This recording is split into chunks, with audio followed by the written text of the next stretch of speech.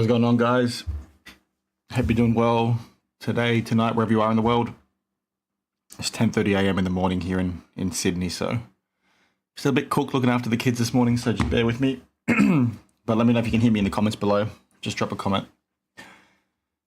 It's from Valor Sports Cards. He was in here a bit early. Philly Joe, how's it going?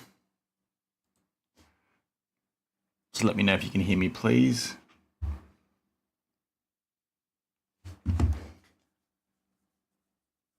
We'll get started shortly. I just need someone to confirm they can hear me.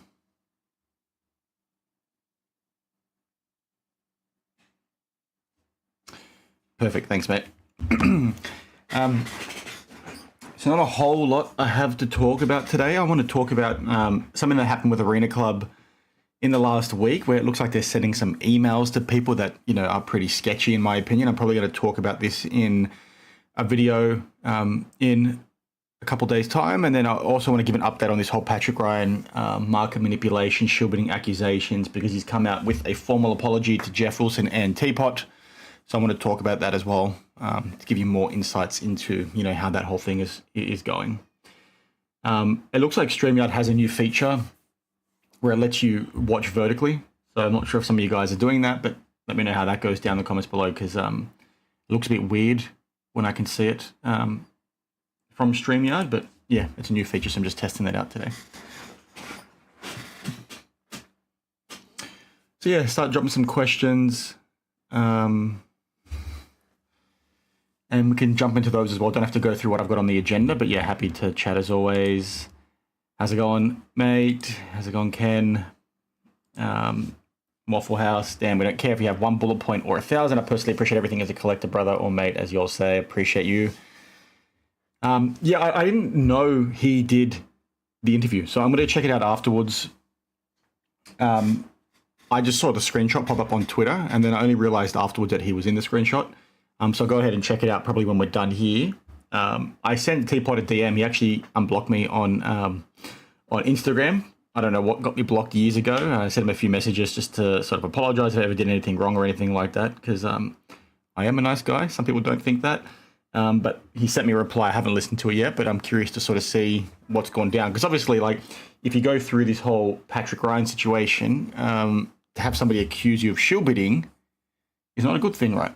And he's obviously had a hard few days and not good. So anyway, we can chat through that in a sec. Vertical is okay, just hard to read chat over it. I think when you're in the YouTube app, you can specify how you want it to view. So if it's a bit annoying, let me know.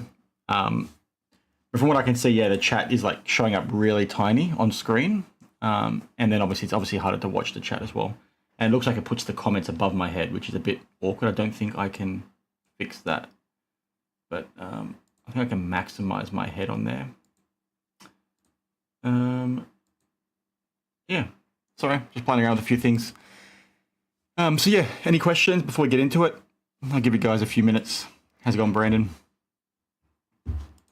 Haven't really bought a whole lot lately. To be honest, it's been really hard to get motivated to buy cards lately, just of all the stuff that you're seeing, and you're seeing all these now things on auction houses and all these shill bidding accusations, and then comments from like Dr. Beckett.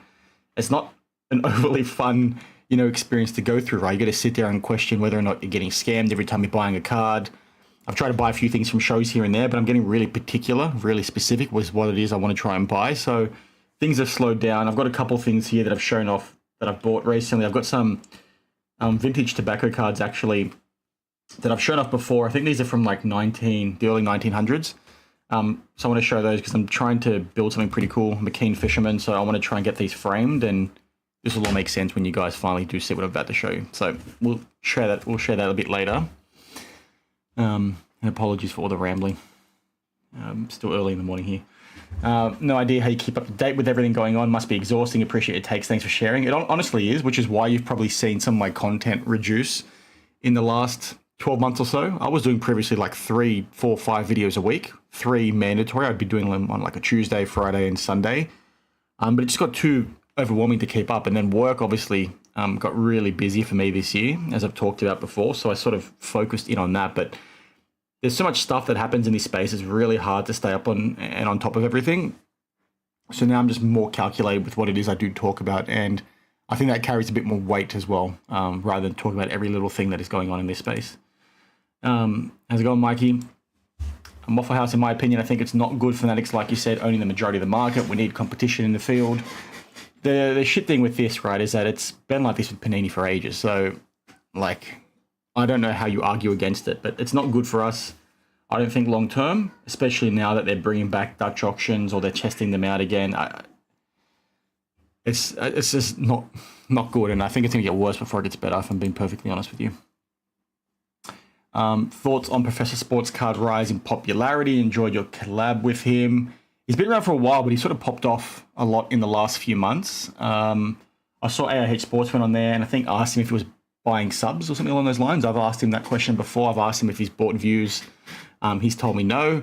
I think I'm still quietly curious about that, and I've told him that as well when we've spoken. But yeah, he holds people accountable, right? He does what people like myself and Sportscard Radio and AIH Sports have been doing for a long time. So the shtick isn't new, right? And holding people accountable isn't new, but it's good to have a different voice doing the same sort of thing, right? So we need more of that, and I like the fact that he's doing a lot of lives and getting people on there. So, you know, we're probably going to collab a bit more over the next few months because there's very few people in this space still today talking about these kinds of things. So we sort of need more of it together. How's it going, Antonio? Spike, Tuesday, and liked seeing you with the professor. I know he's going live in an hour or so, so I might pop in to see if I can. But I need to put my son down for a nap around that time, so might not be able to. But yeah, I like his stuff. So, well, it's in the middle of the morning for me, but I'm having a Pepsi Max. I need the caffeine a bit early, but curious to see what the rest of you are drinking. How's it going, Mark? In terms of what I wanted to specifically talk about, let me see if I can share my screen without breaking anything.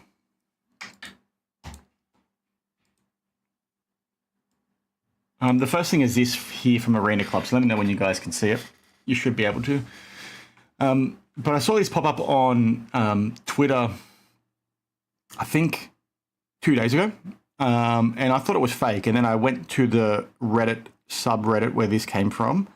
And had a look for myself, and it looks like there's probably 3 or 4 emails very similar to this going around. And I just think things like this are everything that's wrong with things like Arena Club, everything that's wrong with breaking at the moment, everything that's wrong with Fanatics Live and all those kinds of businesses where they're very much targeting people, and they're doing it in a way that's sort of preying on them. And I know people will challenge me on this, they have in the past, but when I see emails like this, it just makes me really uncomfortable. Now, this email has apparently gone to somebody that's bought off Arena Club before, but hasn't been there for a while. So you've got a post over here saying, we're worried about you. Hey, it's me, XYZ. The guy who writes all the emails at Arena Club. I normally don't send emails like this, but are you good? 1 minute you're ripping slab packs and then you just stopped. Hope everything is well. If it is, you should go rip another slab pack so my boss doesn't get mad at me for not being able to convince you to rip another pack. Thanks. And then there's a link there to rip a pack. And yeah, just really like predatory kind of stuff in my opinion. I don't like the fact that they're sending people this. And when we've talked in the past around how these platforms are really close to gambling, right? Like sure, you're guaranteed to get something, but the way in which they're sold, the way in which they're marketed, it's really hard to differentiate between gambling. And it seems to prey on those same, you know, parts of your brain in order to get you to buy in and sort of spend your money. And when you're seeing emails like this, I just think it goes straight into that as well. And I don't like it. I think there needs to be more control around this. And, you know, if you're somebody that's struggling with your spending habits and you've got mental issues as a result of it, like, sure, people are going to say you should be doing better yourself. You should be growing a backbone. But unfortunately, gambling and addiction is a disease, right? And that's been talked about for, you know, a long, long time. Go read about it if you don't understand it. People can't help themselves. And like Orlando's saying over here, it's like offering drug addicts more drugs. And that's how I've talked about it before as well. When I've seen breakers in rooms, the bad ones, that is, not the good ones, because there are some good people out there, but predominantly the people that are doing this the wrong way, they're sort of enticing. It's like they're pushing drugs. They're a dealer. They're trying to push it onto the person, right? They're trying to get them to buy more. They're trying to get them to stay hooked. And it's just, you know, unethical, in my opinion. And stuff like this is not good. And I've seen similar emails in the last few days. I saw Boston Card Hunter on Instagram share a couple of more. There was another similar one to this. There was one that actually had a coupon code in there to get some money off. It's just not good. And I don't like this aspect. When I talk about, you know, this part of the industry, this is the stuff that I don't like, right? Where it's incredibly predatory. and it's, looking to take advantage of people. And I think more needs to be done to sort of stop this from happening. Maybe I'm in the minority there, but, it is what it is. Antonio, it's disgusting. Good morning, mate. How's it going, Brett? It's life cycle marketing. All good practice companies do it. Slimy that a company of that nature is so on the nose about it, questionable ethically. I agree. Like, they're well within their rights to market their business, right? But it's the way they're doing it. And, they're making a lot of money as it is. There's ways to sort of market their product without having to send an email like this. And when you see emails getting sent like this, that's where it takes it to that other level of predatory behavior, in my opinion. You can make your money. You're there as a business to do that. That's your prerogative. It's a free country. It's a free world. But stuff like this doesn't need to happen. And, I'd be more inclined to be okay with stuff like this if they've had things in the past that I've pushed for, right? You look at gambling apps here in Australia. I'm not sure if it's like that in the US, but there's ways where you'll get messages while you're gambling to, gamble responsibly. They remind you about the issues of gambling, like to take a step back. Like cigarette packets here in Australia, as an example, they no longer have branding on them, right? And they've got people that have died from cancer or had things wrong with them as a result of smoking on the label. You're seeing these disgusting images on there. You're seeing people's fingers and teeth get destroyed on the packaging, right? Because they know people want to smoke, but they want to try and prevent people from failing to be aware of the dangers of it, right? And you see that with gambling apps as well here in Australia, where they'll have similar messaging. They'll have features in there that allow you to sort of block yourself. They'll allow you to set, spending limits. That stuff doesn't exist with any of these platforms. And when you look at the nature in which they're sold and the way people interact with them, it's exactly the same as these apps. So apologies, guys. It's exactly the same as these apps. So I don't like it. And the fact that those things are not there, and then you're seeing this kind of marketing done, I don't think it's good at all. They're getting desperate. Business model can't last. People don't want to get ripped off. I agree. But I think one of the things that people have lost is they're relying on new participants consistently coming in, because I can almost guarantee you that their recurring customer model isn't that high. I can't imagine, more than 20% of their customer base is recurring, aside from breakers. So if you take breakers completely out of it, the people that are going onto Arena Club buying directly, I'd be shocked if it was like more than 20%, 30%. I think they're consistently getting new people in because they're targeting, not collectors, they're targeting that bigger pool. Because there's no way that people will consistently buy this stuff and think, yeah, it's a good thing, I want to keep doing it. And yeah, it's a bit of fun. I'm not saying it's not fun. I've talked about liking breaking in the past. I've done it myself quite a lot. But when it's marketed like this, it's just a bit too much. Stuff is getting expensive, and I guess they have to reach for low-hanging fruit. I completely agree. And the person maybe doing this has commissions off the back of the number of people that click his link. Maybe that's not the case, but if I was the business, that's what I'd try and do, because you want to try and incentivize people to sort of get you more revenue. But that's where things go wrong. Greetings, Orlando. That people get mad when putting it out, they blame you for being negative, which this is also like a shitty thing, right? I was talking to Mike Geo yesterday in the DMs, and I think he made a video with that Tarver dude. I forget his name. Is it Tristan Tarver, something like that? Where they were talking about content creators getting hated on purely because they have a sponsorship. And it's ridiculous. Like, you could have a sponsor. You could be sponsored by Arena Club and, still be a good person, right? You just need to hold Arena Club accountable. You need to say, hey, I like taking money from you from Arena Club. I think you're a bit of fun, but stuff like this isn't good enough. And that doesn't happen when people are sponsored by them. And that's where the negativity comes in, because when you do challenge it, you're seeing it's negative. When in reality, you should be seen as just doing your job, right? You're holding a business accountable. There's nothing wrong with that. There's nothing wrong with getting paid and telling the business to be accountable at the same time. And I think people have lost that. And that's where the challenge comes in this space, which is why I didn't like that, reel that I saw on Instagram from Mike and that Tarver dude, or whatever his name is. Because they framed it simply as, if you get sponsored, you're hated. Like, I'm sponsored now by Card Ladder. I've talked about that. I've still shat on PSA since getting that sponsorship. I'm sponsored by Ship My Cards and have been for a couple months now. I've been using them for a number of years. Like, I've got no problem if they make a mistake to say, hey, you guys stuffed up, or you need to do better. I don't understand why people that are getting paid fail to do that. That's the problem. It's not the fact of taking money. It's the fact that when they take the money, their opinion changes. How can we convince collectors to abandon gambling aspects of the hobby? To be honest, I don't know. And I don't really think it's collectors that are doing it, right? Collectors are just the ones getting burned off the back of it. They're aiming for the kids, which really ticks me off crazy. I completely agree. One of the things that really pisses me off with these Topps Rip Nights that they hold at many card stores around the country, and I think around the world now, I think they've done some internationally, is that they've put breaking credit in the packs that they give to these kids. They give them $10 credit to go ahead and use Fanatics Live or whatever it is. Like, that's crazy to me. That's, targeting kids to eventually get them wanting to use your sportsbook. Like, that's how I see it, and it's not okay.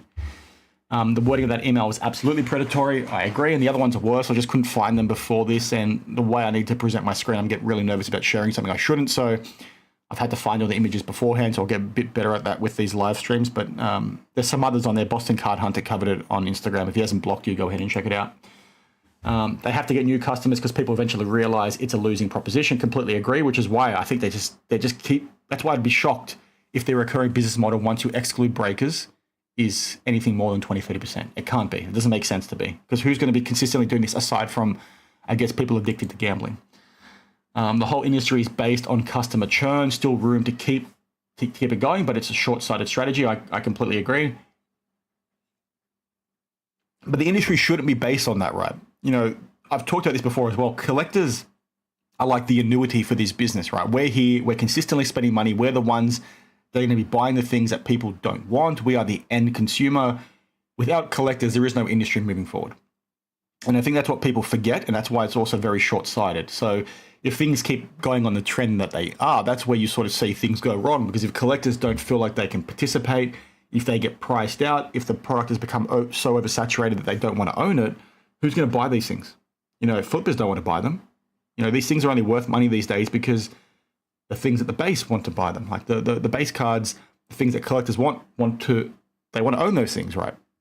So that's the only reason why everything else contains or gathers value. And that was a really poor way to explain it. So I'm sorry, but I think you get what I mean. They're also doing it with quote-unquote card games for kids like Pokemon, Yu-Gi-Oh, etc. To be honest, I don't think Pokemon's been as bad, but maybe I've not been paying super close attention to it. If people take a sponsorship, that's fine, but when you have a young audience, you are influencing people who may not know better, which is why you need to be transparent, right? And that's why you need to always be clear with what it is you're saying and who you're taking your money from. Like the fact that someone like Mojo Sports is happily taking Arena Club money when he's talked in the past about his audience being, you know, so heavily swayed to below 18-year-olds is insane to me. Like, pick and choose. And obviously what happens in this space is people become desperate. They need the money. They become reliant on their income from this channel. Things have dipped on YouTube when it comes to revenue because it's not like it was 2 years ago. So they're getting more and more desperate. They need to, you know, keep progressing with the life they've become accustomed to. So they start taking this money and things like that. So it's shit. And that's why it's so crazy for someone like him to be taking your money from a business like this. Breaking credits is definitely predatory, especially towards kids. I agree. How's it going, Raul? They are eventually going to plateau and start dumping. The monopoly is going to be insane. I think what is very interesting in the last couple of months, you've seen a lot of high-end collectors talk about the feeling like we're at the top and they're starting to sell things. And I know Patrick Ryan's been in the news for the wrong reasons in the last couple of weeks, but he's somebody that was downsizing. He was actually selling a bit of his collection because he felt things were at the top, and he's sort of got rid of his 100 card case. I think he said in a recent video. There's others with big Jordan collections doing the same thing. They're, you know, selling off a lot. So that tells me that they're getting a bit nervous about the sustainability of some of these things. And then when you look at all this shill bidding going on, it's like, well, are these things actually worth what they're selling for? Are these actually legitimate bidders? And that's getting more and more opaque, if I'm being perfectly honest with you. It's losing a lot of transparency. We collectors are not seen as important. The flashy money-making side seems to be the only focus. Look how every social media post is to promote the value of something, not the love of something. I completely agree. But it goes back to my point earlier, right? Collectors are the ones who, we're the end consumer. We're going to be buying these things. So they need to keep that front of mind. And at the moment, they're not doing that, right? So really frustrating, really annoying, but it's something they need to be actively thinking about because, you know, collectors want to collect, right? And if things keep following a trend where it's not being tailored towards them, they're not going to want to be here. What happened with Mojo opening a card shop? I think he changed his mind, which is good. I think when that first popped off, I called it pretty quickly. I said it looked like he was having, you know, a midlife crisis or something along those lines. He didn't look happy. You could see it in his eyes. He was saying words, but you could tell in his eyes that he was feeling not that good. And then in the preceding months, he's like since come out and said he's not doing it for almost exactly those reasons. He was trying to do something he didn't want to do and wasn't passionate about. And he just seems like a young man that's lost in life, to be perfectly honest with you. So hopefully he sorts his shit out. But pretty obviously that was going to happen. Because he knows the problem, unlike the biggest scammer, Jeff Wilson. I'm not sure who you mean when you say he knows. I failed to see Arena Club's value outside of being a thrill of gambling for those who enjoy that. I agree. I think people want to try and hit big, but it's primarily gambling. Raul, good to see you. Excellent appearance with the professor. Thanks for sharing. I only saw a small portion of it because I've been really busy with work, but I'll try and check it out this weekend. Yeah, I see a lot of collectors saying they're out of the game or downsizing collections. Like, I've done that myself. Right? I just opened the video by saying I'm getting a bit more calculated with what it is I'm buying because, number one, I have a lot of what I want to own, and the things that I really, really want are too expensive. So I'm just trying to be more precise with what it is I'm buying. And apologies, my wife is vacuuming, so if you can hear that, I'm sorry. Like P. Ryan said about collectors, he called us idiots. Yeah, I think a lot of people have. And to be honest, I think he was misquoted with that, to be honest. But even if he wasn't, it's hard to argue against that. But yeah, I think a lot of them think of us like that, to be perfectly honest with you. Especially these businesses. I think they think we're idiots. So it's not good. Card shops out, card shows in. Thanks, Spike. How's it going, mate? So yeah, we can chat through a few other things. I want to bring up this Patrick Ryan apology now. So this was on, I think it's EDI Sports Cards, who's this guy over here on the top left. And apparently he issued this statement to old mate over here about Teapot, and then he had Teapot on his channel for an interview. And what Patrick has said is, and is that showing up? Can you guys read that, or do I need to zoom in a bit more? Let me see. On Sunday night, I posted unsubstantiated claims against Teapot and Jeff Wilson being individuals who protected the values of cards they owned by having others bid on them. That was wrong, and I apologize to them. And again, Patrick hasn't made this statement publicly himself, but he did it through EDI Sports Cards, who said he spoke to him as a sign of sincerity, and as a sign of appreciation for the great work the Sports Card Invested team has done in the world of non-profits. I've made a $50,000 donation to Children's Healthcare of Atlanta in their honor.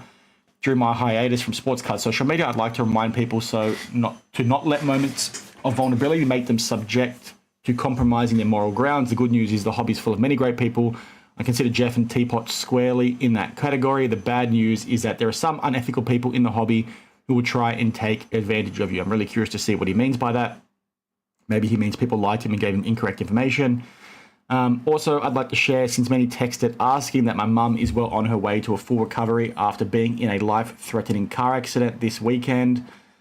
Be there for your family wherever possible. The prayers and well wishes of so many was very powerful. Again, my apologies to Jeff and Teapot. I'm excited to continue to watch the great charity work they do, as it's an example to everyone, myself, and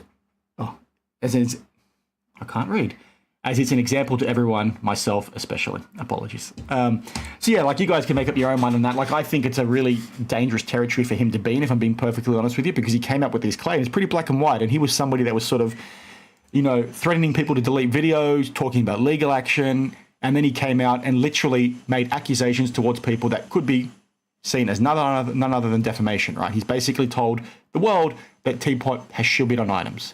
Now, I think Teapot has since put out an Instagram story that I saw right before coming on here, where he talked about the disappointing thing is that a lot of people would have seen his initial accusations and probably won't see this statement, which is why I'm sharing it today, because obviously it's not good to have accusations go against you. So I want to try and bring it to everyone's attention in case you haven't seen this. But one of those things where it's just crazy to me. I don't know why he would have come out in the first place and made those accusations, being somebody that was just getting frustrated, being accused of shield bidding and market manipulation. To me, I feel like this is, like, my personal opinion here, right, is this is a defense, right? I think he maybe has proof, but he's just trying to build something to show it, or somebody lied to him. I find it very odd that he would have gone out of his way. He doesn't seem to be like a dumb dude. He seems to be a pretty smart man to go out and do that if he didn't have the proof. So, like, I don't know. I think we just take it for what it is right now. We take it as being bullshit, like he did say over here, and hopefully for Teapot that gets him some grief taken away. But yeah, one of those ones. I want to know what you guys have to say down below. So I'm going to catch up on comments now, but it's just weird to me how he would come out with those statements and then backtrack pretty quickly. Yeah, and it's not what it is, Philly. People don't understand what running a card store is like. It's a business, right? It's not a passion project for most people that end up doing it. They think we are mindless consumers, but we're getting really picky. Like you said, we're choosing what we want to own and not just get everything. Exactly. It's not going to be around forever, right? The gravy train is not going to be there. People can only go out to shows and buy out tables. They can offer 90% of comps, 80% of comps, if they've got somebody to sell that shit to. And it's the same thing with repacks and breaking, right? Those things are only profitable because somebody is the end consumer. Somebody is buying those They're gambling, they're losing money, and then they're selling it and they're trying to liquidate. And the collector is the one that's buying that sort of stuff. If the collectors turn away and don't want to be the end consumer anymore for these kinds of things because they're fed up with the industry, or they're not happy with the product or the volume or the types of cards that are being created because it's being targeted towards this, whole breaking aspect, they're not going to be there. And if they're not there, these things aren't going to be worth shit. So anyway, such bullshit damage control. It's like how I read it personally, but we have to take it for what it is on face value as being a legitimate apology. Kiwi cards zoom in. Hopefully it was zoomed in once I did go through it. Can't be mad at the kids for shilling now. Well, an apology. How's it going, Bob? You watched the video. I left it feeling terrible for Teapot. He didn't deserve to be dragged through the mud because of his ties to Jeff Wilson, but it didn't even appear to be just because of his ties, right? It seemed to be very specific with the things that he said. I'm pretty sure there was an exchange with Ryan, was it, from Sports Card Radio, about him having evidence. I think they showed a screenshot of some text messages on screen that were allegedly from Patrick, saying he's going to go scorched earth and he's got the evidence. So I find this whole thing really weird, unless he's just talking out of his ass because he's on a sinking ship and he's trying to take everyone down with him. But I just don't think that's him, right? He just doesn't seem to be that kind of person. But again, I don't know him, right? I've only talked to him over messages for the last couple of years on Instagram, so it is what it is. An expensive crash out by P. Ryan, because I think he donated 50 grand here, and then he donated, was it 50 grand or 25 grand or 10 grand somewhere else?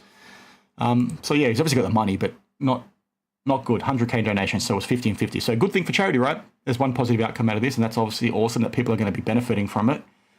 But yeah, donating is not going to make things better, right? Donating is not going to make people feel better about these accusations if they are false, right? You've said they're false here, but if they are actually false and you don't have evidence in the background, I don't think donating to charity helps you all that much. Saw that earlier. Teapot was wronged by P. Ryan and deserved an apology. I agree. 100K isn't going to change. Exactly. Like 100K is not going to change the fact that you bid on your own card. It's not going to change the fact that you change your story. It's not going to change the fact that you miscommunicated things and your interview with Dr. Beckett landed like a lead balloon. It's not going to change the fact that you've made accusations towards people and then backtracked on them. It's just odd. So like, I hope, he looks like he's going through a hard time. So I just hope he sorts his shit out and, ends up being okay. But yeah, paying his way out, bunch of bull. That's how I see it, to be perfectly honest with you. That's just my opinion though. P. Ryan trying to restore his image with money. That's how it's being perceived. I agree, Orlando. Clowns to the left of me, clowns to the right of me, stuck in the middle with you. Teapot accepted this guy's apology. I'm moving on regarding this portion of the issue. Like, I agree, but like to Teapot's point in his Instagram story, like how many people haven't seen this video? How many people are not going to see my live stream? So, if you do hear people talking about this, at least be aware, because it's not good to have accusations of shilbidding go towards you when you're just some random dude who's done nothing wrong. Very unhinged, wouldn't want to be in the same room. Certainly not. Strange way to issue an apology. Why not share on your socials? Seems like someone put pressure on him to try and clear the air, makes us forget about it all. Like, well, to be honest, you've made accusations towards someone. You've said you got receipts. You've said they're shield bidding. Like, you don't need a whole lot of pressure on you to sort of set the record straight, because that seems a pretty crystal clear way to get a lawsuit sent your way. I mean, I'm just trying to see here if he's since deleted his Instagram. Let me just see. His Instagram is still there, so he hasn't posted it, but I guess he hasn't logged into his Instagram. So he could post it on his Instagram. That'd help because he's got 20,000 followers. But yeah, we have to keep calling out bad behavior in the community and hope it dissuades others from mimicking those auctions. Shield bidding cannot be tolerated. I completely agree. Teapot revealed that P. Ryan spoke to Jeff, asking for Jeff to remove a video about it all when the news broke. I think Jeff said the same thing. We also saw Neo remove a video as well. Some strange things happening. You're donating money to Habitat for Humanity before I break into some homes. I'm happy to take donations, Patrick, if you want to send some my way. He's like a bully until someone fights back. Seems to have a weird personality, to be honest. I've seen a lot of his lives. I'm sure you guys have as well. He crashes out on people in the comments. He's got like a short temper. I think or it seems to be that he's got a short temper. He seems to, react poorly to some messages. He gets distracted really easily. He seems very reactionary for somebody that shouldn't be like that. You've got all the money in the world. You shouldn't be getting your back arched up for silly things. So, I don't know. Hopefully he's getting the help he needs, to be honest. We can't bid on our own product. What? I agree. Pretty much, Orlando. P. Ryan pissed off the GOATs with his signature GOAT slab presentation video with Brady shows discussed. What did he do? Sorry, how did he piss them off? Seems like he going to be the fall guy in this one and bury the story for the rest of the shillers. I feel like there's a lot of known information out there. Like you've seen it, right? So let's sort of see what happens. Like he seemed pretty vindicated in the information he had. So maybe just try to save it for a rainy day. He threatened Neo and Sports Card Dad and they backed down and took videos down. I don't think he said anything to Sports Card Dad. I know Neo basically said he was contacted, but I don't know if Sports Card Dad was. What I assume happened is that Neo was contacted. He didn't want the stress, like he said, so he took the video down. And then because he and Dustin are close, he probably said something to Dustin, and then Dustin went ahead and deleted it just to try and get in front of it. I'm assuming. There's no way to prove eBay shield bidding unless you're writing research extremely close. I think if you look at the bid history, there's ways to do it, right? I've shown that before on the channel. I think I've got a YouTube short that you can watch. You can actually look at the bid activity of people that you're bidding against for that particular seller, and oftentimes you'll see them be quite high, and that's a good indication that shield bidding is going on. Shield bidding should be a bannable offense. I completely agree. Be curious to see what Fanatics find out with their investigation that Patrick said was happening on those Instagram stories.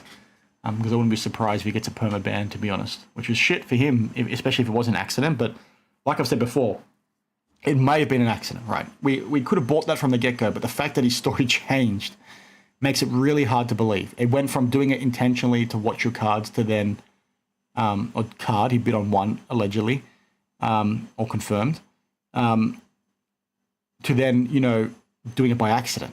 So I don't know. The whole story is a bit confusing. Like to go from saying, "Hey, I did it to watch my items," and then I did it by accident. It's just weird. That ruins the whole story, in my opinion. And maybe he's panicking, but like, fuck, just tell the truth from the get-go. Remember the shield bidding started 1 week before the National when Jeff was pumping PSA 10 cards of GOATs. I think shield bidding is happening constantly, right? I think we're naive. We think it's happening, at certain periods. Sure, you might see peaks and troughs, but it's fundamentally happening all the time.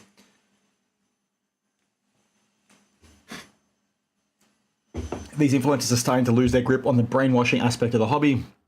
We're starting to see how the magician performs his magic. Yeah, we're getting to see behind the curtain, right?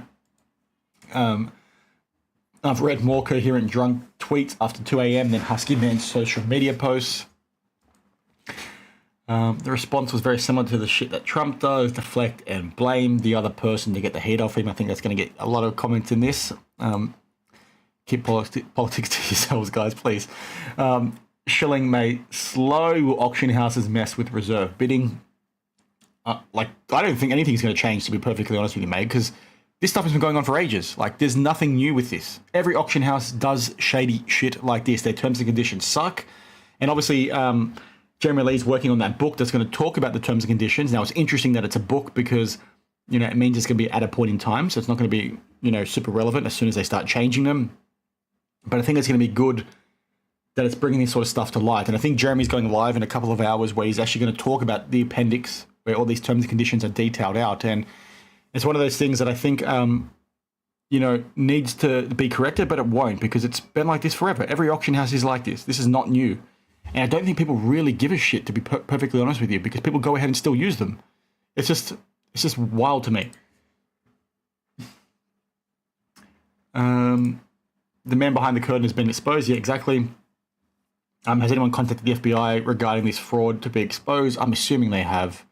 Is it big enough that they care? I don't know. He was told by the GOAT not to present it in public and did it anyway. Which GOAT? Who told him about the single sheet of paper with Babe Ruth and Messi and all that? Oh, I'm assuming you mean Jordan, right? Neo contacted Dustin, which makes sense to me. Unless P. Ryan shares the bid history, no one believes him. I agree. That's something I called from the get-go. I can understand there's issues there. Like, what he talked about, right, with Acquire was that they wanted to protect customer information. So maybe there's something there in the T's and C's that means you can't share it. But, like, when you've got accusations going towards you about shield bidding and market manipulation and potentially all these things that could be incredibly defamatory, all it takes is one screenshot to go on your phone, scroll through and say, hey, these are all the things that I bid on. These are all the cards that I can sign from Acquire or with Acquire. Bang, done, conversation finished. I find it really odd that he couldn't do that. Now, maybe there are T's and C's. Maybe there's some legal implications for him. But I think that's a better outcome to have to deal with given the situation. I think the optics of it, I don't think Acquire would have had an issue with that. But again, that's just my personal opinion. All they do is show it. We'll have a good rest of the morning. Head to bed. I hope you have a good night, mate. Tricked Tom Brady into presenting it for him. Right. Is this the new, sorry, my kid, but yeah, it certainly feels like that, to be honest. I just had my video removed because I revealed eBay's authentication address. Doesn't everyone see that though? Don't, when you sell a card, you see the address? Or do they ship it somewhere else to an undisclosed location? Happy to chat on Instagram if you want to talk through it a bit more. The comps are faker than Trump pretending to care about poor people. Get politics out of it, mate. I'm an Aussie, I don't really give a shit, to be honest. I'm surprised he didn't release a statement that said it's just a prank. That's pretty much what this was, right? Wasn't Probston involved with their own issues before leaving eBay? I think they've had shipping accusations go to them forever. But like, keep in mind, like them as a seller on eBay, it's really hard. It's really hard to sort of stop the shill bidding because it's an eBay problem. Now, sure, could they have been more proactive with banning certain accounts where they go unpaid and there's trends and history there, like DC Sports Cards does? Yes. But it is what it is. Trump's honor is clean. Teflon Dan. Orange Man good. You're going to kick off the comments now. Did you see that they robbed Tom Card? I cannot talk. Did you see that they robbed Tom Brady Card Vault store in New York City? 10K in cards and merch. No, I didn't. When did that happen? Was that today?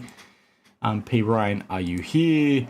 Maybe this will help people think more critically about comps. I agree, but like again, people just don't give a shit, mate. Like so much people in this space now just care about making that next buck. And I think collectors will be more critical, and I think people that are on social media will be more critical. But for the most part, people just want to make the money, right? They don't care. They want to move on to the next sucker. And it goes to the same things with PSA's grading guarantee. It's the collectors getting burned and everyone else getting to benefit. I was told that there is some fraud being investigated on YouTube, eBay related. I'm happy for you to share more details on that if you have some time. No, he as a bidder can share his bids. Oh, I agree. That's what I mean. But there might, because he may have bid on more of his cards, there might be an implication there on not just for himself, obviously, because that's common sense, because he doesn't want to share that if that is in fact what happened. But maybe because it shows his consigned cards, there's some legal thing there. But that just seems like a bullshit thing. Maybe now that I've thought through it more, that doesn't make sense. I don't know why he wouldn't share it, other than the fact it might prove him to be more guilty. I did see the Tom Brady store get robbed. Might have been Eli's been stealing from Tom for years. I'll check it out after this, after I get off. What are your thoughts on Probston leaving eBay? He was someone always accused of shill bidding activity. I just sort of explained earlier, but from my perspective, I don't think it makes sense. Like, I said this the other day when I did the video, like, who's going to go ahead and use his platform now? Like, who's going to leave eBay to go sell with him as opposed to selling with a Golden or Fanatics, right? Because he's got a new business now. The benefit to using him was he was so big on eBay. So if you're going to consign cards on eBay, you're going to go to him. But now you're probably going to go to DC Sports or someone else. But if you're going to consign cards off eBay, which is a much more cumbersome process, you're not going to go to him, at least in my opinion. You're going to go to Golden. You're going to go to Heritage. You're going to go to Fanatics Collect. Like these businesses that have been established and doing it for a long time. And sure, you can say, well, it's the same business selling them on eBay versus, on their own private auction house. But the experience isn't the same because they're not doing it through eBay anymore. It's a new platform. Is that platform going to work? Do people know about that platform? Are people going to be actively looking at it? Are you going to get the same number of views as you would get on there versus eBay versus Golden versus Fanatics Collect? Probably not. So that's why I don't think it makes sense. I'm curious to see if it's going to be successful or not, but there are so many questions there that it just doesn't make sense to me. Yesterday, so I'll go ahead and check it out. Trends in history sounds like a way to recognize shilling. It's obvious, it's pretty crystal clear, right? It's proving everything, right? Show it and you'll be fine. Card vault, yeah, so it's not really a vault. Anymore, right? A single man bought 9K of cards at the store and his credit card got declined and he walked out anyway. What? From the card store? Is that how it was stolen? So it wasn't even actually like breaking in. It was simply just not paying and doing a runner. That's pretty wild.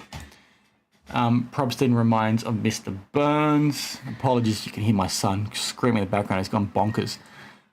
The Tom Brady vault. Seeing predictions of stock market crash with the AI bubble speculated to burst. How fast do you see the card market being impacted of such an event and to what scale? It'd be the same post-boom, right? Like, people clearly are spending money here because it's seen as a luxury good for a lot of people. And yeah, I don't know. I've not been paying super close attention other than the fact that my crypto portfolio has died in the arse. But yeah, can you hear what you guys think? He's doing way, way too much for a simple mistake. It just seems like he's the one that's kept it in the news, right? Which is really weird. I don't care about comms, I'm assuming. This is what I want to pay. If bid is not high enough, oh well, I move on. That's fair. But most people don't work like that, right? There was Deflategate with Tom Brady for a while there with one particular seasonal game, wasn't there? The real question is TCG is outselling sports card right now. When then TCG crashes, it'll crash even harder than sports cards. I completely agree because, again, those things are not scarce. They're overprinted a lot more than what people think. And yes, there's a lot more consumers and collectors that want to collect that sort of stuff, especially Pokemon. But how rare are some of these things? You've got cards that are being printed in the thousands and thousands that are just millions, I should say, millions that are selling for more than like your first edition cards. That makes no sense. They're actually scarce because nobody kept them. Yeah. Fuck, I'm behind on comments. Sorry, guys. People paying $3K for a Pokemon PSA 10 card. Which is exactly what I just said. Yeah, in comms, I got what you meant. Boo's a good one. Thanks for pumping my ego. I'd rather consign with an eBay consign. Like, yeah, I agree. Like, eBay makes more sense because there's so many more customers on there. You've got a new business. Like, are you going to get the traction on there versus all the others? No, I just don't know why people would pick him over, a Golden, unless he guaranteed them a fixed price. Like, he guaranteed them, like, let's say you're selling a $100,000 card and he said, I'll give you 80 grand. I'm not going to charge you any commission. And I'm not going to charge the person buying it potentially any commission because they want to try and, get people using the platform, but you're not going to get the same views. It's not going to work from the get-go. And I think anybody that goes on there and consigns initially is going to get scammed pretty hard or burned pretty hard. Exactly. There's like 40,000 of these and they're selling for over $1,000. It's insane. Don't forget to send payment. I'm not sure what that's in relation to. What makes Fanatics collect any more palatable than Probstein? Simply for the fact they've been around. Right? PWCC's been around for a long time. They've clearly got a lot of traction. There's clearly record-breaking sales happen on there. They're clearly getting customers go ahead and use their platform. Probstein is brand new and has not had any of that, right? So as a seller, you're going to be going ahead and using that platform, risking that you're going to get far less eyes looking at your card. And if you're trying to maximize your value, which is why you're taking it to an auction house in the first place, he's probably the bottom of the list because you're running the risk already of not making as much money as what you should. When is a good age for a kid to start cutting the grass? Well, my son's 18 months old, so I'll let you know soon. My dad did it for me actually the other day when they came and babysit my son while I was at work, so that's why I'm not doing it today, mate. So good eyes. The account running social media account, PSA eBay Vault official, sent me some nasty comments recently. Reach out to me on Instagram. I'm happy to have a chat. Bitcoin down big this month. I agree. I'm not sure what you're referring to here. You mean like comms or me? I haven't seen you in a few years. What did I miss? Not a whole lot. I've lost more hair and lost a lot of fat, which is good. Ultra modern cards crashing are probably not that far behind. Anything remotely risky gets dumped first, which is why I think you're seeing big time collectors start selling cards, right? Because they're trying to cash in while they can. Definitely been shilling for a while. There's a video of recently released by Chasing Cardpool. The guest sold his whole sports card collection to buy TCG. Stupid. Like, fuck. TCG. Come on, guys. If you've got big money in TCG, be very, very careful. Yeah, and exactly. It's selling for $1,000. It's insane. I'm pretty sure the what's the word I'm looking for? What's the word I'm looking for? The market cap for this card is bigger than a PSA 10 Jordan. It's insane. It's insane. Could he have been forced to leave eBay? Strange move that will fall flat. Potentially. But why would they force him? They'd be making so much money off him. Just through volume alone. I don't know. What about the action that shilling creates on the auction, especially if you can see it create fake narrative of a hot auction? Not sure what you mean there, sorry. How's it going, mate? TCG print runs are outlandish. They don't even tell you what they are. And they can print them for as long as they want. Like, that's why we're fortunate that we've got serial numbered cards and sports cards, so you can sort of hyper focus in. You've got better sets, cooler looking cards. You can focus in on those. But when you've got 100,000 cards being printed year on year, it's crazy to me. Give me 1 second. I messaged my wife something.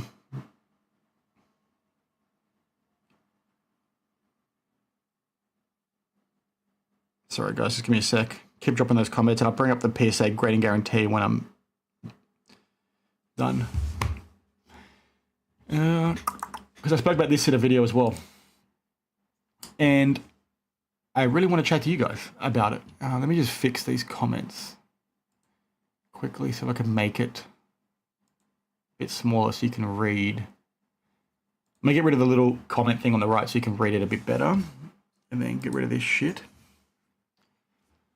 Okay. Now, I talked about this in a video recently. And let me know if that's showing up okay for you guys on the screen. I think if I make it zoom in a bit more, it's probably not going to read too well. We can talk through this if you've got any questions about it, because people still don't understand what you are and not protected by when it comes to PSA's grading guarantee. So yeah, start dropping some questions. I just need to see if I can get this password working for her.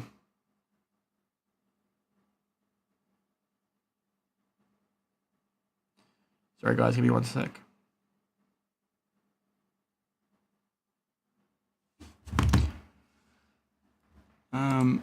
Two live streams. Yeah, it shows up. It's a new feature in StreamYard. It lets you what's what I'm looking for. It lets you stream horizontally and vertically now, apparently. So it's for people that want to watch it on YouTube with a vertical view.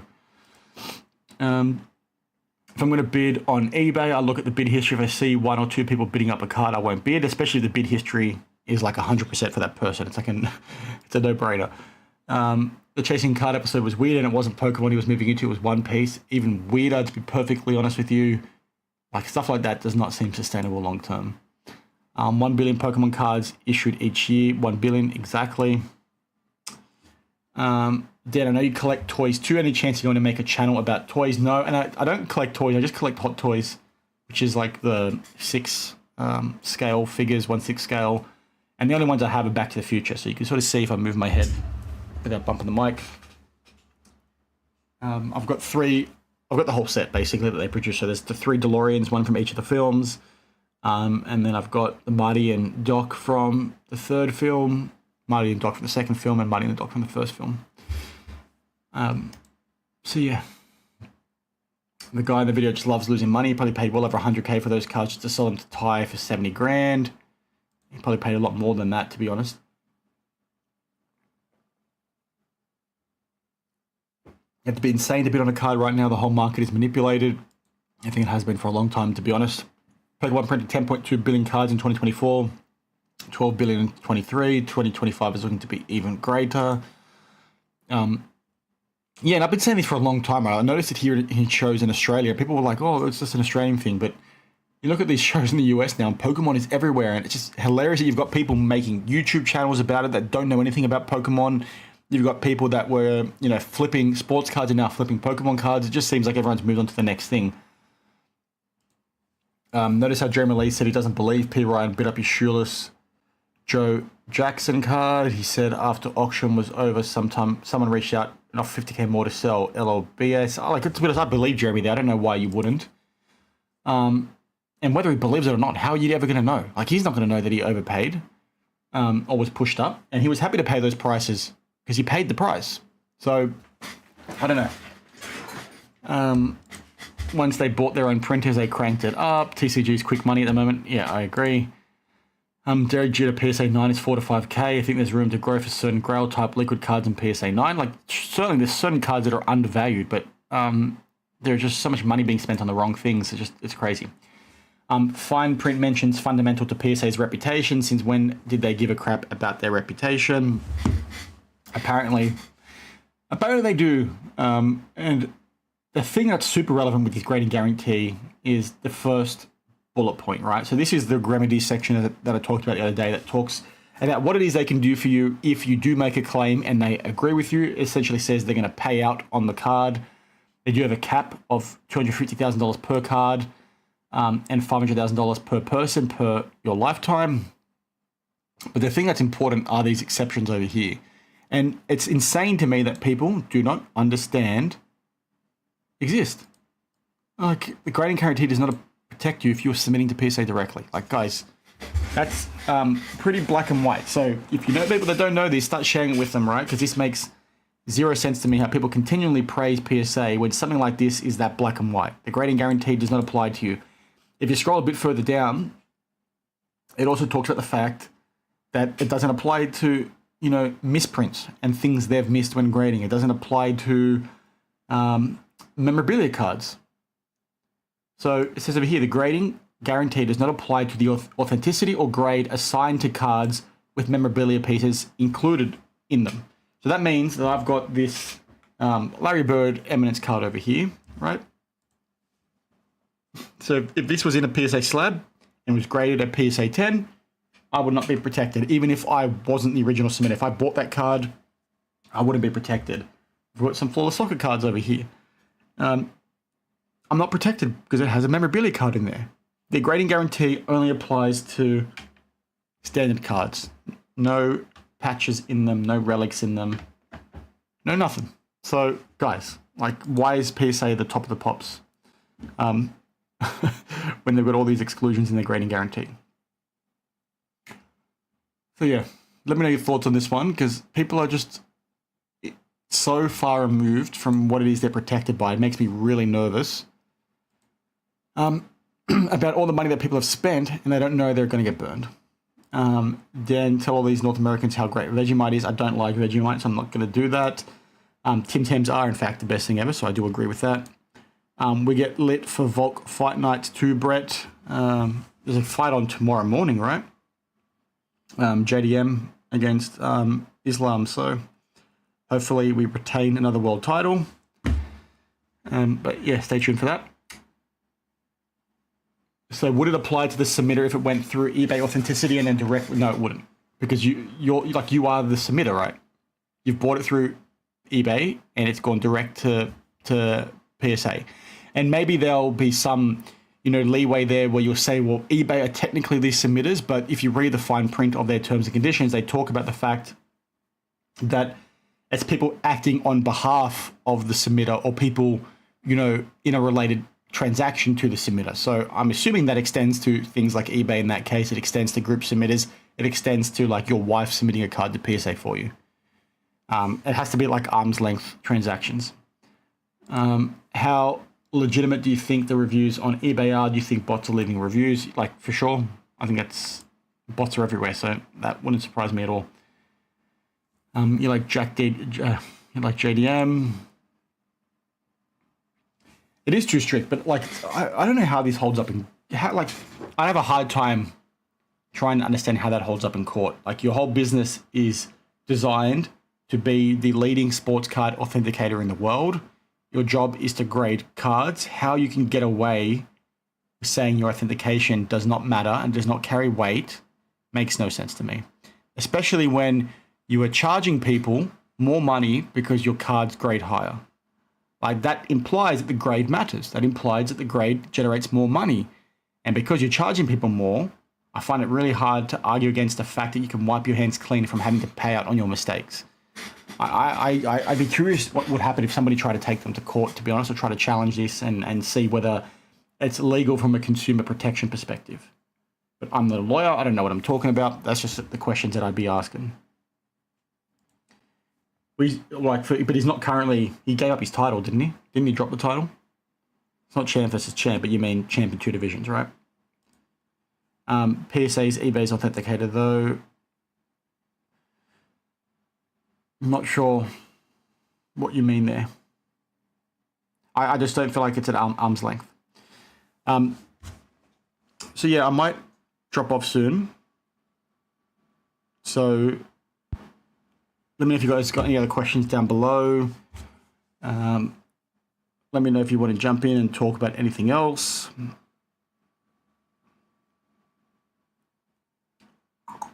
Start dropping some questions, guys. We can bring this back up on screen again if anybody else wanted to talk about this or the Arena Club stuff. like I said, I'll try and start streaming a bit more often. And try and get a bit regular going. I think from next week, I'll start opening up so people can jump in and chat if they want to as well. Yeah.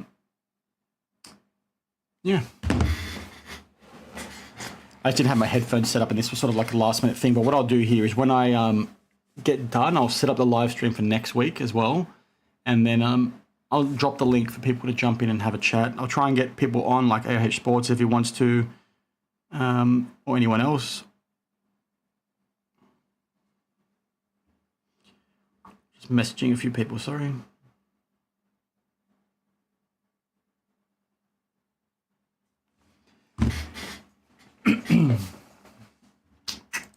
Okay. Arena Club sends me a discount code every month when I stop buying. Can you share that with me?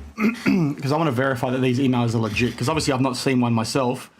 But I'm happy to talk about it. So like I said, my video probably I'm going to record tonight to release this time tomorrow is around this email here. Like, it's insane to me, and I've said it a few times now, like this stuff is incredibly predatory. I talked about this earlier in the stream. But if I can have a few more emails to talk to, I can actually give it more substance to the conversation and try and highlight like where the issues actually exist, right? And it's okay for a business to want to make money, but to be so predatory about it, I think is where the issue comes in and where I start to draw the line. Hit the like button. Yes, that would be greatly appreciated. I think I've got a banner here that talked about that. There's also a thing there for ship my cards. If you guys want to go ahead and use them, use Cardman 10 and you get $10 off. And then we'll go from there. What influencer or general hobby person would I love to interview? Typically, like, I don't know. I don't get my rocks off by trying to talk to people, to be honest. But in terms of like the wider hobby, I think I could have a really good conversation with Jeff in particular. I think I was trying to line him up coming on a few years ago when I was a bit more communicative with him and his team. But I'd like to get him on because I'd probably ask him a few tough questions. Like, I certainly would ask him tough questions. I'd love to get Nat Turner on, actually. If I could get Nat on or somebody from PSA, I would love to be able to chat to them and ask them questions about their grading guarantee, why they're comfortable charging people an upcharge, why they're comfortable with using comps that they do to measure that upcharge, and then be comfortable to not extend your grading guarantee to the person submitting the card, or not having more avenues for people to sort of make, claims against you. Like things like that. I think there's a lot of conversation that needs to be had, and that's obviously being missed at the moment. When is Jeff going to give back the PPE money? I think you mean PPP money he borrowed. That's a question for him. Maybe I can ask him about that if I get him on. Thank you, mate. So we are on the same page. Every single media outlet in this space have been purchased by a bigger company controlling the narrative. This space sucks, and it's up to the regular consumer to change it. I completely agree, and thank you for the $20, Vela Sports Cards. If you're not sure who they are, please check them out on Instagram. They're a breaker. They do a lot of good things, in particular for charities. And if I remember correctly, mate, you served in the military or you are a veteran. So obviously, thanks to that, and thanks for your service. I think he has done a lot of charity work for that as well. So, go ahead and check him out. But he's right here. We spoke about this earlier, mates. I'm not sure if you saw it. But one of the things we talked about was there was something that was posted by Sports Card Nonsense. Let me see if I can find it on Instagram. It was about... Just give me a sec. I don't want to share it on screen in case I show something that I shouldn't show. Where is it? It's not going to let me play it, but I can bring it on screen. This pelican over here, who knows his name? It's something Tyler, but when I try and click on it, it wants me to log in, and I forget what my password is because I'm logged in with a different browser. But the conversation essentially was, you're demonized for making money within the sports card space, right? You're taking money from a sponsor, you're automatically demonized, you're a bad person, the haters come out, and they're only hating on you because you're making money, and it's not fair that we want to make money and get demonized for it, right? When you do your job, you go to your work, you make money because you love what you do, and he sees this as being the same sort of thing. But like that whole narrative is just complete bullshit, to be perfectly honest with you, because the challenge with people taking money is the fact that they're not communicating right. They're not challenging things. They're taking money from an arena club, as an example, questioning people using women for marketing, but then won't question Arena Club for doing the same sort of thing. They'll take money from, Arena Club. They've got a young audience and they'll peddle that product to those younger audiences, right? They'll take money from a grading company, yet never use that grading company.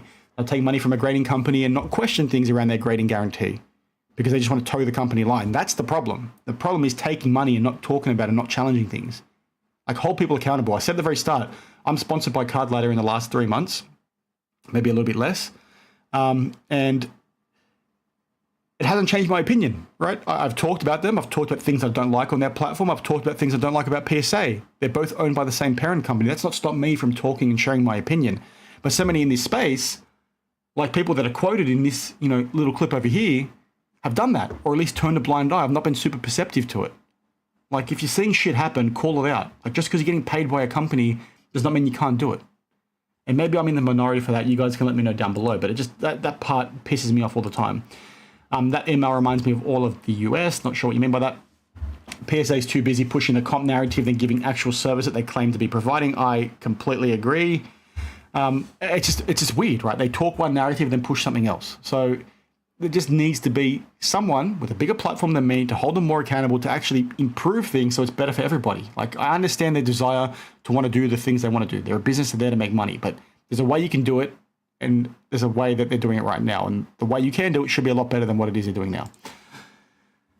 That email reminds me of all the political texts I get on a regular basis trying to get me to donate and money, asking me if I'm still around. It certainly feels that way. It's very predatory in nature. Dan the Cardman will save us. I'm doing my best, mate. How's it going? Oh snap, what's up, Dan? Down under, not much, to be perfectly honest with you. NEP Lion News, that's the first comment that I've seen. That's a good one. I brought this up before. He's since apologized for apparently lying about Jeff Wilson and Teapot about shield betting. He's basically come out and said they were unsubstantiated, and he's given an apology for it. Tava Sports Card, that's the word I was looking for. What's his first name? Is it Tristan? Tyler. I knew it was double T. Tyler Tava. So yeah, like, he's basically getting on a soapbox talking about and complaining that people are challenging him for making money. It's like, mate, nobody gives a fuck that you're making money in this space. They give a shit that you don't question things. That's the problem. Like, you got a breaking... Let's take a step back. Let's go back to the whole backyard break situation, right? You've got them, aligned to PSA. PSA want to make money off them. They're clearly in some kind of partnership. There's those shady things that happen. PSA should have told them to fuck off. And apologies for the language, but they didn't do that. Like, why?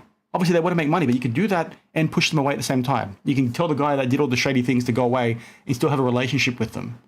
It's just so weird how people are just so focused on the money aspect. Like, have a backbone, grow some fucking ethics, and do the right thing, and then the money will follow because people will trust you and people will respect you with what you're doing. But no, people like to toe the company line. They like to make the money, and they don't give a shit. He apologized for Teapot and Jeffy Poo. Dan went into detail about it earlier on the stream. Thanks for the donation, Vala. I completely agree. I really appreciate it. Now what's that insane? Well, I can't read. Forgive me. One of my biggest pet peeves is that there is too much flip-flopping by some content creators. Do you think that this further impacts our faith, trust in the hobby and its big voices? I agree. I think there's a lot of creators out there that are sponsored that rarely take a position on things. I think Dustin, the sports card dad, is one of those. And that's sort of how he likes to approach things, but he could have gone a lot harder on some topics in the past, right? And he's obviously sponsored now by a lot of different businesses, so I think he could do more. But like I said, there's nothing wrong with saying, hey, PSA, you stuffed up here. Like, we're going to hold you accountable so you can do better. I said it earlier about Ship My Cards. I've been using them for 3 years. They've sponsored me in the last 2 months. I don't have a problem with saying, hey, Brian, the owner, you need to fix this, or this is not working. And nothing like that's really come up. There's been some issues in the past where I've had delays with shipping, and I've had collectors reach out to me to try and get in contact with him because of my platform, and he's been really quick to fix things. Like, you don't have to be an arsehole about it. You can challenge things and want them to do better. Like, it's just weird. I think it was just a one-off, mate. You've made a video on Arena Club's practices. I'll check it out. Backyard had their own shilling department. I don't recall. You mean on the bids, right? You had people bidding up on the sudden death auctions, right? Yeah, that was an odd thing to accuse Teapot shilling Pistons Commons. I agree. Makes no sense. I feel like you'd only say that if you had proof, but he's saying it was made up. So let's see what happens. Tyler is upset because he uses his kids and children as a centerpiece of his content and pushes and constantly promotes Arena Club with his kids in the videos. I've not actually seen him, to be perfectly honest with you. I think I've seen clips here and there. But that stuff is just super unethical in my opinion. So he deserves the heat. Hey Charles, good to see you. I want to check that out. Then why aren't you calling out Jeremy Lee for having people believe prices were all legit? Like, I'm not sure what you mean there, mate. Like, he won an auction. If he thinks he won it and wasn't should bid against, like, what's the problem? Like, I don't understand what you're asking there. Some rich man should start a non-profit that pays people for being ethical. I'd be a very rich man if that was the case. Thank you, Spike. Guys like Professor and Dan have inspired me to make these kinds of videos. It's good. We need more of it. Sports card investor, another guy brainwashing the public. I agree. I think his takes are definitely centered on the wrong things. But he's pretty easy to read, right? Like, if you sort of get what you get with him. So, like, people shouldn't be surprised by the opinions he takes these days or the things that he says, even though I still do react to his sort of stuff. It's pretty crystal clear what you get with him. So, people shouldn't be surprised. Looking at Jeremy's face when asked, he seemed unhappy with how it played out. Like, I think that makes sense, right? Like, he can think it was shielded, he can have concerns and you know, have to think about it. But at the end of the day, he bid up that price for himself, right? He bid a higher price in order to pay, right? Like, he wouldn't have won the card if he didn't bid as much, if not more. Now, obviously, like I said last time, when you're in an auction, you get a bit excited, you're seeing another competitive bidder go against you, you think the card's actually a bit more scarce, you want to try and win it, you've seen the interest. But obviously with shield bidding, the person bidding against you is fake. They don't actually want to own the card. So in that case, I can understand why he might be a bit concerned and thinking that he was hard done by, but ultimately he paid for the card. So whether he believes it or not is like, I don't think it's a big deal, right? P. Ryan just continues to dig himself into a deeper hole. Perfect example of when to just be quiet. Hey, Bill, how's it going? Good to see you live. I'll be doing this now, a regular weekly show, so stay tuned for that. Arena comes across as a scam like FTX ended up being, to use a crypto analogy. Then everyone that took money from them will have to apologize when it couldn't have been more obvious. I agree. I think the shitty thing here with this is just the way in which it's marketed and sold, right? The predatory stuff like you're seeing over here is just insane. Like, this stuff is not good enough. He's been saying everything in the hobby was on the up and up for years now. He sort of has to, right? Because he makes money off this hobby. So he almost has to be passionate and invested in it. Like, he's an investor in Tag, if I remember correctly. He's got his show. He's making money from all these auction houses. Like, I think he can be naive and genuinely believe what he's saying. But, like, the hobby has been on the up and up. Look, when you say up and up, do you mean from an ethics standpoint, or do you mean growth? Because maybe I'm misunderstanding you. Is this where we get together to crap all over Jeff Wilson? That's my favorite hobby. That's what we should name the membership on the channel. Instead of the Hanky Panky Crew, we should call it the Jeff Wilson Hate Club. That's great, you guys. Can't wait to see it and subscribe. He's part of the hobby Illuminati. Dan, is that Jeremy you're referring to? How's it going, Mike? I haven't seen you here for ages. I definitely would wonder at 150k wrong cards. What am I missing there with that analogy? My brain is cooked today, so I do apologize. But yeah, good to see you around. I think I'm going to do the show regular once a week, as I just mentioned, but I'm going to start doing call-ins as well to try and jump in off the hype that others are doing. Be a bit fun, get a few opinions on there. So if you want to jump in, Mike, I'll be more than happy to for next week. His face also read as though he can't do anything about it. Yeah, like, that's like, he can't, right? You're referring here to Jeremy again. Like, it's done. Like, he bid his price, it's done. Like, him saying he doesn't think it's shield bid might be copium, right? But it's irrelevant because it's done. You just found the video, Charles. I think in the end he likes the card. I'm assuming you're referring to Jeremy. You know, you're a breath of fresh air in the hobby, mate. That's why you've had my support and respect since the early days. You also inspired me to start YouTube this year, so I appreciate that. I just want more people talking about these kinds of things. I don't know if it's just naturally easier because Aussies are typically more talkative when stuff like this happens. We're pretty casual about a lot of things and we're not afraid to call bullshit out. But from my perspective, it's like, I don't have problems with people, right? When you see people like Jeff, people like actively hate Jeff. Like, I don't hate Jeff. There's things that he does that I don't like. But, you know, I can give him a pat on the back for things that he does well. Like the trade zone that he set up at the National for kids to trade cards safely, I think is fantastic. Stuff like that deserves a shout out. If I look at his whole repack thing, I like the fact that he's thinking about working with, you know, a business to try and bring some credit to the process. Like, whether that works or not, who knows? But those things are good. But at the same time, I can shit on him for other things. But so many people get caught up on, just hating for the sake of hating, that it misses the point. The whole thing is you present information from like a based perspective. You treat it fair and balanced. You put your opinion in there, but you let people make up their own mind. And not a lot of people do that. And I don't know what's so hard about it. I don't get it. It makes me feel like I'm an idiot that I'm the only one, actively trying to do it from that perspective. Sports Car Radio had me thinking when they said Peter Lyon thinks people outside of his circle are idiots. That includes my fellow veterans. I'm a disabled 100% US Army vet, and I'm fortunate to be here. F him. Well, thank you for your service. I'm sorry to hear that, but a lot of people think like that, unfortunately. And it's not just limited to this hobby. It's like a whole thing with the rich versus the poor.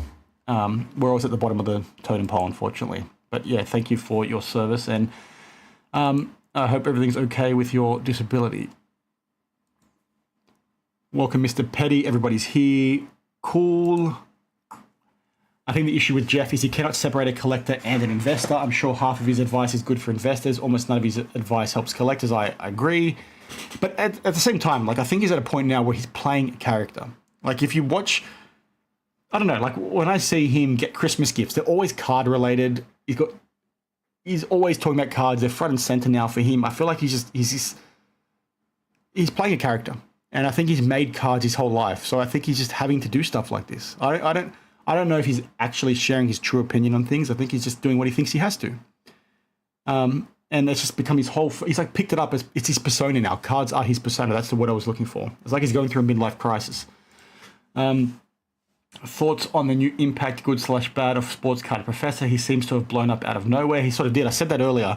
I asked him very early on if he bought subs and views and maybe promoted his videos. He said no. I did say earlier that I have a sneaky suspicion that I am still correct with that. But that's my opinion. He said he hasn't, so I'm going to have to take what he said off face value. But it is interesting. I think he's doing what others have done in the past, right? He's got a new lens on things. I like the way he's handling his live streams. I like the fact that people are going on there and talking about this sort of stuff. But he's not doing anything groundbreaking, right? He's just a normal dude like myself, like AIH Sports, like Sports Card Radio in the past, and are talking about things in the hobby from a lens that is trying to educate people. So I think it's fantastic that we've got another person out there, especially one that's sort of blown up in the last few months. But I still think there's some, shadiness going on there with buying stuff, and he might not like me saying that, but I'm happy to have a chat with him on it and poke the bear a little bit. I'm having a bit of fun with that, obviously, but I'm happy to poke the bear. People are, but why? Don't be scared. Grow a backbone. We're the ones here with the views. We've got 50 people watching this stream. You've got Sports Card Radio the other day having 700 people watch the stream. The eyeballs are on us, right? My videos get a few thousand views every couple of days. The eyes are on us. The power is with the content creator. Don't be scared. You've got the voice. You've got the opportunity here to educate and uplift. Use it to your advantage. Who gives a shit what a business says about you? Amen, mate. Us Aussies don't beat around the bush and mince our words. Jeff is someone who comes off as disingenuous, and it rubs me and many in the wrong way within the hobby. I agree. I certainly see that, but I sort of see him for what he is, right? You know what you get with him. You shouldn't be surprised anymore. PSA 10 is at 4K with 2 days left when you can buy it now for 3,700. What card is this for? Sorry. But that always happens, right, with Buy It Nows. Buy It Nows always sell for less on auctions because people get caught up in the whole auction hype. Advice for investors is questionable as well, Rick. I'm looking through the trees and wondering if I can cut any branches. I'm still missing your analogies, Mike. They're going over my head tonight. Also, the way you approach the Collectors MD debacle, that was complete bullshit, right? That's what I mean. The guy, similar to what Mike Petty was over here, you can't see the forest for the trees. You have a video, you've got Arena Club as your standard sponsor, you've got a guy coming on to talk about addiction and gambling, and you keep the Arena Club sponsorship in there. Pull your fucking head in, mate. Where's the common sense there? It's shit like that he does that I think deserves hate, because that's just peak ignorance. And then when he got challenged, he doubled down on it and saying it was okay. And then eventually deleted that portion of the video, removed the ad.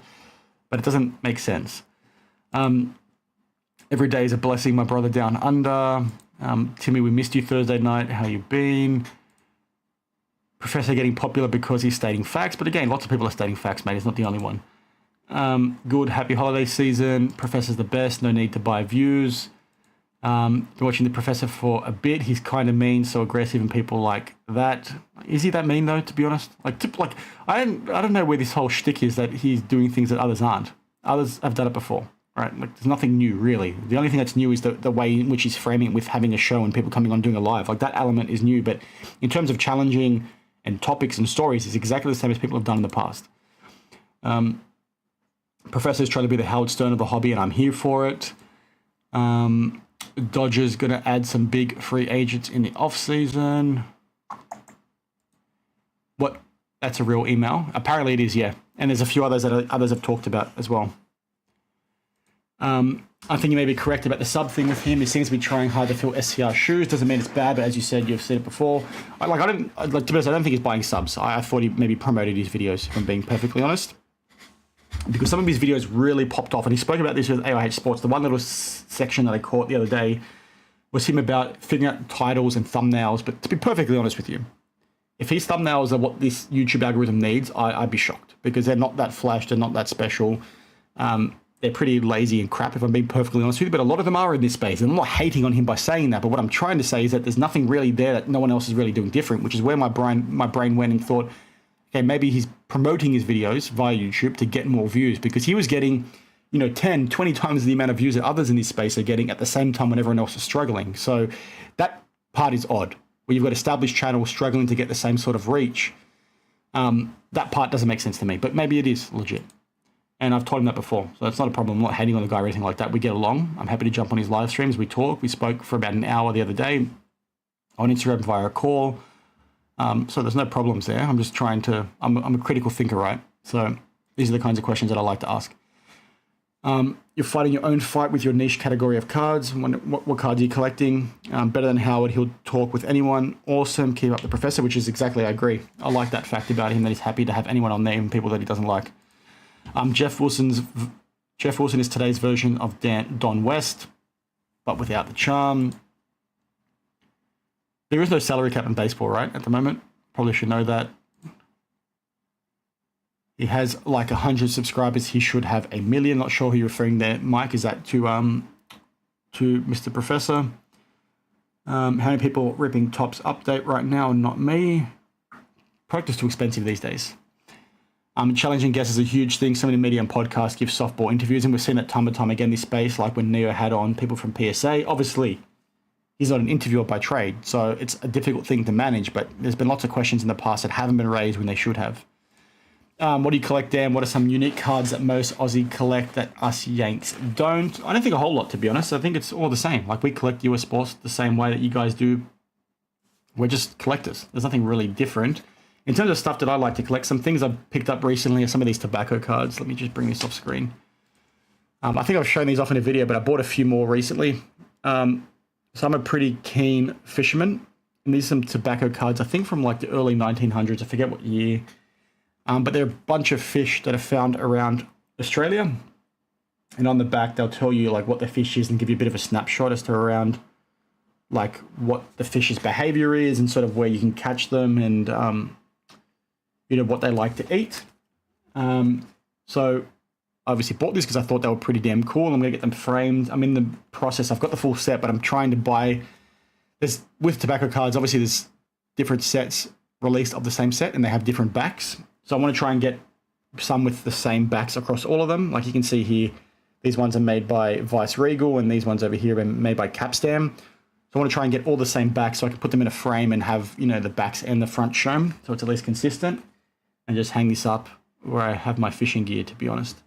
But there's like fish in here, like this one over here. It's a pretty common fish to catch in Australia. If there's any fishermen in the chat, it's a sand whiting.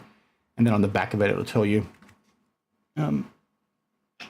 what the fish does, where you can find it, if it wants to focus, when they spawn, all that kind of boring crap. I'm a nerd when it comes to fishing. I love my fishing. So you guys might not appreciate, but I think it's pretty cool. And yeah, like Flawless Soccer again, I've got some over here. I've sold off a lot of my collection recently, actually. I've only got a select few now because it's just really hard to chase. I felt like I was collecting too much. So I wanted to hyper-focus in on collecting some things. But I've since sold some things to try and consolidate into better cards. I'm also working on my back piece, my tattoo. So I need a bit of money for that as well. So that's why I've sold some things as well. I showed this a bit earlier, I think, Larry Bird, Eminence, first year. And then another one, again, I've shown these before recently. I've not really bought a whole lot. The last things that I bought, like I said, were some more duplicates of these tobacco cards. So I can get that framed up and put on the wall. Good call, Charles, especially with the Hey Now. He has his Rat Pack of personalities that come on most lives that people get comfortable watching, like yourself, which I think is awesome. To the professor there. Professors, Dr. Beckett, Dr. Schilling interview was pretty weak, though. I actually hadn't seen that. So I have a hard time watching sports card content because I've been so busy with work. But yeah, I'd love to have Dr. Beckett on and ask him some tough questions, if I'm being perfectly honest with you. But it happens, right? People on, like, what you need to understand is when you're interviewing someone formally like that, it's a bit hard to manage the conversation because, number one, this is not our day job. This is not what we're there to do. And things can get sort of lost, and it's hard to sort of manage the conversation, especially somebody that's known to have been interviewed many times in the past or are quite experienced in it because they know how to navigate against you. But yeah, I think if I ever had individuals on, I'd actually give them the questions beforehand and I'd make those questions publicly known in terms of how tough they're going to be and give, Nat Turner an example to say, hey, prepare an answer and tell me why you're okay with this and then come on the show and talk about it. And people don't like that aspect, but I think that's a good way to manage it and get a good way to get people to come on. Professor's video started hitting my feed about a month ago. He's definitely blown up and he's got a lot of traction. AFL, Oscar Piastri, my brother's a big collector of his. I'm not a big fan. Dan got some sick Flawless Soccer and SNES. I see back there too. Is there SNES stuff behind me? Did you mean Super Nintendo there, or did you mean... I don't think they're behind me anymore. They used to be in my older videos. No, I've moved them more now. Very cool, Dan. Thank you. I love the openness of these lives provide. Thank you. Yeah, Danny Rick is good. Dr. Beckett. I sold into the video game COVID market, got 300K for your sealed signing. That's awesome. I actually had a pretty big collection, I want to say 10 years ago. I think I had 90% of the NES Parlay. So Parlay being the Australian version of the games. I had like 90% of that collection complete in box, pretty mint. And I sold it a couple of years after completing what I had to pay for a holiday for my wife and I. And I wish I kept it now because I probably would have had over 100 grand. Very Aussie of you, Dan. Thank you. Fishy, 140K for Streets of Rage Trilogy Still. That's awesome. This dude says we can't let him get a good deal. I know, it's bullshit. Fishing, another great hobby. And like I went on a big spending spree this time last year. I actually bought a bunch of fishing gear from Japan. The Shimano reels that you can get over there. I bought two twin powers. I bought one twin power and two of the new Vanquishers, which are like their highest end reels for spinning. And they were like 20% of the price compared to what you can get here in Australia. It's insane.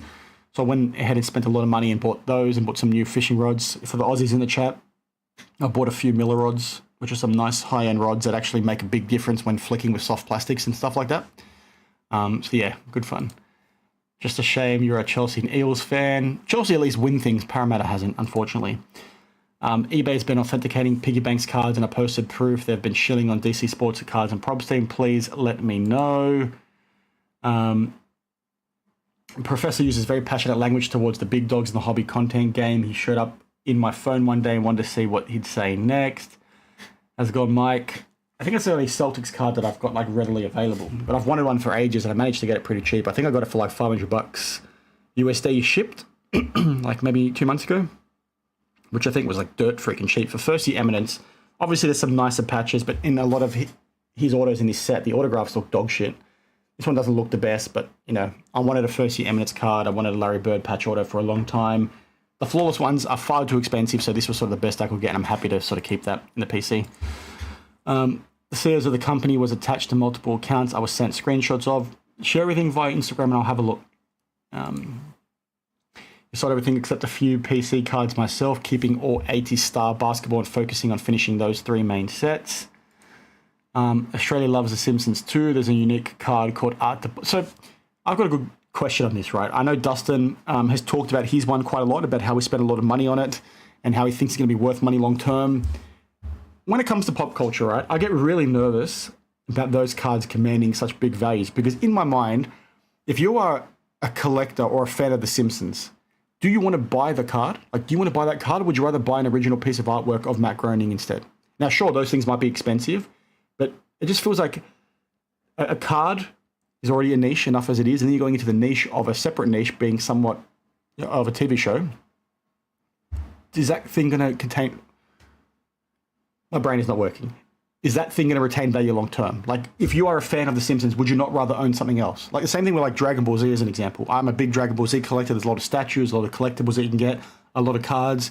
But would you rather own those or a signed thing by Akira Toriyama as an example, the guy who created the manga in the first place? You're a fan of movies, right? Would you want an autographed card of an actor versus getting, you know, a 9x10 print of the actor, which is going to be a lot more affordable? Like, why are people paying crazy money for, you know, things like the art to Bart card? Like, sure, it's scarce, but do people actually want to own that? And that was a really shitty way to explain it. I see Neo in the comments, it's good form in my opinion to prep your guests at least with a loose outline if you're having a heavy hitter on. I completely agree. And I know you copped heat for that. I think when the whole Nat thing came on, I think you mentioned that to someone and you copped some heat for wanting to do that. I think I copped heat in the past for suggesting I was going to do the same thing when the whole Evan Mathis trimming thing went on. Like, I almost had him on the show and I mentioned I was going to give him some questions beforehand and people lost their shit at me for doing that. It's like, guys, if you want the interview to go well and you want to sort of manage it, I think it's good faith to do that. If the person doesn't want to come on because of those questions, and so be it. And I know the whole aim of the game is you want to try and, you know, put the person on the spot to get an honest answer and not some pre-prep bullshit. But there's nothing wrong with giving them a question beforehand. You've prepped them. You're saying, hey, this is the question that's going to come up. And then if they give you a shitty answer, you can press them further. Like, I don't understand why people are against this. That was the other card that I showed. So I do have a Cannavaro from first year Eminent Soccer. From the Championship Calligraphy insert. The auto is not the best, but I've got this. I like the fact that it says 2006 World Cup right there. And he obviously won the Ballon d'Or that year, captain Italy to the World Cup. So a no-brainer. I don't have any Baresi, but I've got a Maldini. It's out of Select Euro, the Mosaic set. I only busted 2 boxes of that, actually. I busted one and hit... who did I hit? I hit a Nesta auto, and then I bought a second box that I tried to sell at a local show. It didn't sell, and then I was like, fuck it, I'm going to open it, and I hit a Maldini auto. So I bought 2 boxes and got 2 Italy autos. So I think it's definitely rigged in that regard, but pretty cool. Thank you, mate. Neo, tell the haters to blow... I don't know what you're trying to say there. Thoughts on breaking Panini sealed to grade versus keeping seals intact? I think they need to stay intact. Like, number one, you can't bloody freaking grade this. Look how thick this shit is. But yeah, I think it carries more weight being sealed, to be perfectly honest with you. And I don't know why people are focused in on, you know, cracking those out and grading them. Yeah, and exactly, because they don't understand how it works. And they like to talk, be armchair experts, armchair quarterbacks, as you guys like to say in the US. But in reality, that's how it works, right? Like, you need to manage it in a certain way, and that's how things go down. So if you don't like it, like, don't complain. Or if you don't like it, try and do better yourself, right? Don't give Neo shit for sending interview questions beforehand and then not do it yourself. Like, get off your own backside and make an interview then if you think you can do a better job. Thoughts? Yeah, I just answered that question. Welcome, Neo. Heat cooling off. You've done nothing wrong. I agree.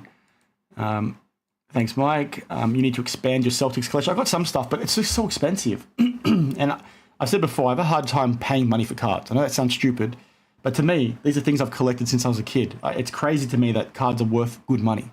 I feel really guilty spending 10 grand on a card. I've never spent that much money, but the most I ever spent was like $1,000. And I think it was for this Andrea Pirlo card. I think I paid like 1,200 Australian, which is like 700 US. Like, I felt really good because I was like, I could put that money towards my kids. I can put that towards a holiday. Why the fuck do I want to buy a card? So that's why I don't collect a lot of things that are sort of high end or get hyped up. I just try and collect things that I like to collect that are cheap, affordable, and sort of get the fun of collecting. Suck it, Geo. Art the Bud is also autographed by Mag Groening. I also think it combines... I agree. I think people can justify wanting to own it. I think it's cool. You like to collect cards. You like The Simpsons. You want to own it. But for me, it's like, if you're buying that for an investment perspective, is it actually going to be worth things long term? Because you're competing against other things that are more relevant to that TV show. Like, cards are such a small niche. Pretty niche market, that's true. What else is there here? I'm skipping a bit of comments because I need to go. I've got to put my son down for his nap in now, actually. So if there's any final questions, I'll bring them up on screen, but I'm probably going to drop off in the next minute. I said that earlier, but the little one needs to go to sleep. I'll join that as well. I'll probably be in there in the comments while I'm putting him down. I'll try and jump on to have a chin wag afterwards if I can. Sometimes most topics are too taboo to talk about, and shield beating is very taboo in the hobby, which is why I was so surprised Dr. Beckett and P. Ryan talked about it. Like, I'm surprised they talked about it and then decided to release it, if I'm being perfectly honest with you. It's like, like, who thought that was good to do? Good night. Lots of love. Thanks, guys. Thanks, everyone. Thanks again to Valor Sports Cards for dropping the $20 super chat. Go check him out. The guy's a veteran. He's done a lot of really good things for charity. So, yeah. Go on to Professor Sports Cards. Tell him I think he's a scammer and bought all his subs and his views, and he's a loser and he's shit for the hobby. So tell him all those things, and let's see if we can get him angry, and then I'll join in and poke the bear a little bit more. All right, cheers, guys. No more questions that come through. I'll see you guys in the next one. Cheers.